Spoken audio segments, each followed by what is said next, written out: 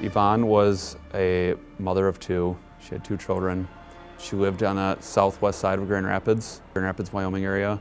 It's early January 2004. Yvonne Scott is somewhere on the southwest side of Grand Rapids. She calls her mother to say she was in an argument with someone named Gordy at a restaurant on South Division Avenue before going to a nearby apartment. She'll later end up in nearby Wyoming.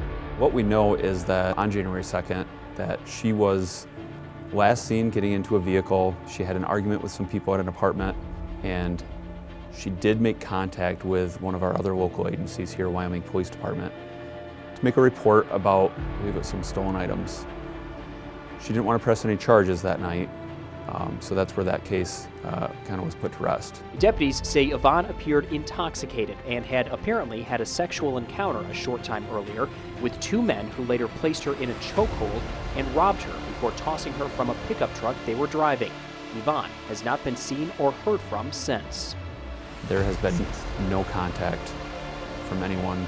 You know, we check thoroughly bank records, everything like that, to see if there's a possible trace.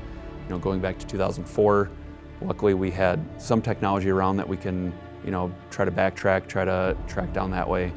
But doing that work now mostly is waiting for a hit on, you know, maybe a DNA hit from another agency. We have looked into several tips that we've gotten over the years, and we always follow those tips down as far as we can. We've had several suspects in mind that we have gone at great length to investigate, and none of those have panned out. Despite that, investigators are not giving up. We have to have that mindset. We can't have the mindset that this is a lost cause, we're going to put it on the, you know, on the shelf and never look at it again. That is just not something we can do. So we are always going to follow up on tips. We're always going to do interviews like this to get the word out. Maybe this is the one thing that tips somebody off. Hey, I've never heard about this case before, but I knew her and I was around that time. I remember that.